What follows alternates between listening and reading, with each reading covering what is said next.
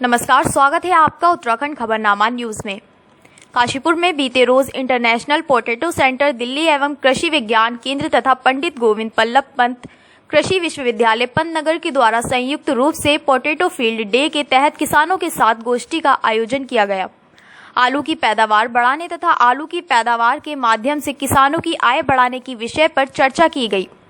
इस गोष्ठी में इंटरनेशनल को पोटैटो सेंटर, अंतर्राष्ट्रीय आलू सेंटर दिल्ली से आई डॉक्टर पूजा पांडे एवं डॉक्टर MS कादियान के साथ साथ पंडित गोविंद बल्लभ पंत कृषि विश्वविद्यालय के वाइस कुलपति ने तेज प्रताप ने बतौर मुख्य अतिथि शिरकत ली।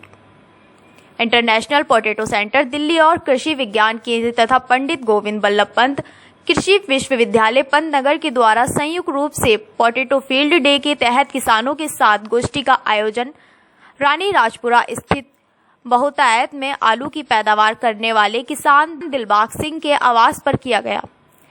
गोष्ठी में पहुंचे मुख्य अतिथि डॉक्टर पूजा पांडे एवं डॉक्टर MS कादियान के साथ साथ पंडित गोविंद बल्लभ पंत कृषि विश्वविद्यालय के वाइस कुलपति ने डॉक्टर तेज प्रताप ने सबसे पहले दिलबाग सिंह के खेत में जाकर आलू की अलग अलग प्रजातियों का निरीक्षण किया तथा आलू की प्रजातियों से संबंधित जानकारी भी कृषकों के साथ साझा की। जो आज छोटी सी गोष्ठी यहाँ आयोजित की गई है, ये किसी कारणवश की है। आपको पता है अंतर्राष्ट्रीय आलू संस्थान है जिसका दफ्तर दिल्ली में है, वो हमारे साथ इन टच रहते थे, तो उनके पास नई नई वैरायटियाँ आती रहती हैं टाइम पे। ये तो आलू उगाने वाला एरिया है, किसान भी उगाते हैं, तो वैरायटीज़ पुरानी भी होती हैं। तो नई वैरायटियाँ अभी जैसे दिखाई एक लाल सी आलू, और भी ऐसे हैं जो होती है पुखरा, उसमें 2-3 चीज़ें होती हैं आलू में। पुरानी वैरायटियाँ कई लोगों के पास अच्छी हैं, लेकिन धीरे धीरे उसमें बीमारी लगती है। मार्केट तो है लेकिन बीमारी की वजह से कम होता है। नई वैरायटी आती है, पैदावार तो होती है, उसकी मार्केट नहीं हो पाती, तो वो समस्या है। ऐसे ही कुछ एक वैरायटियों का टेस्ट डेमोन्स्ट्रेशन यहाँ किसान के पास लगाया था, तो आज वो हार्वेस्ट करके रखा हुआ है और किसान भी इकट्ठे किए हैं लोगों के साथ साझा करने के लिए। ये अंतर्राष्ट्रीय आलू संस्थान और विश्वविद्यालय के लोगों के साथ मिलकर लगाया था। आज ख़ास मुद्दा यही है कि आलू की नई किस्में कौन कौन सी आई हैं। अभी तक हमें भी नहीं मालूम कि उत्तराखंड के लिए कौन सा अच्छा होगा।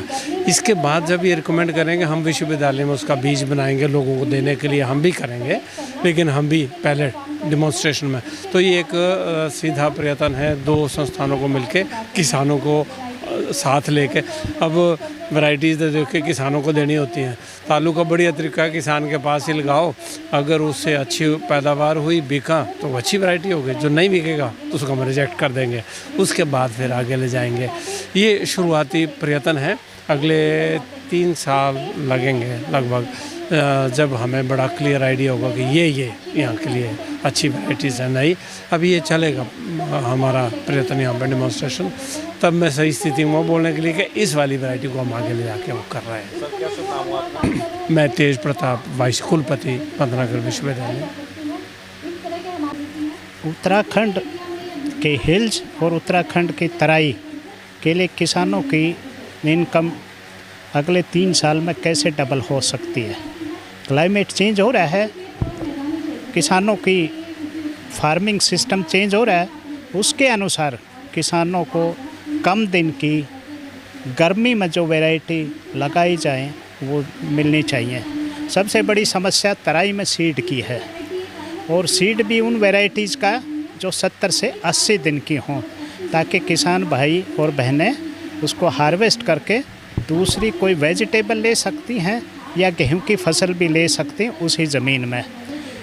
उसके बावजूद जो किसान को वैरायटी मिलनी चाहिए वो वैसी हों जो जिनमें बीमारी कम लगे, जैसे कि लेट ब्लाइट है, वायरसेस है।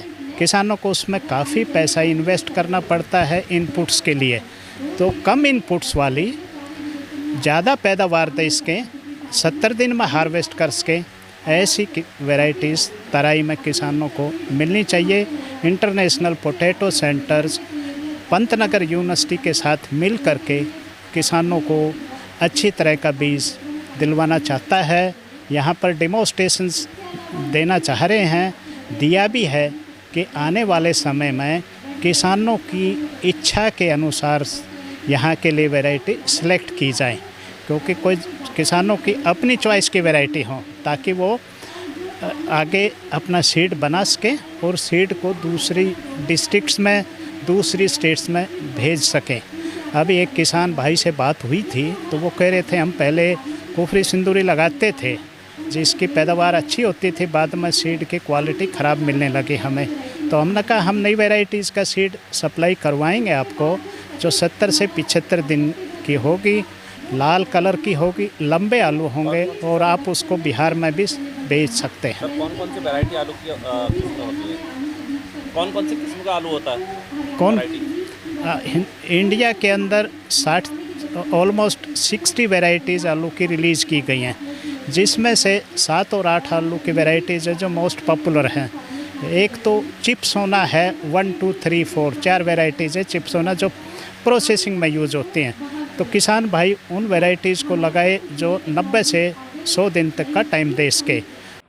काशीपुर से उत्तराखंड खबरनामा न्यूज़ की रिपोर्ट।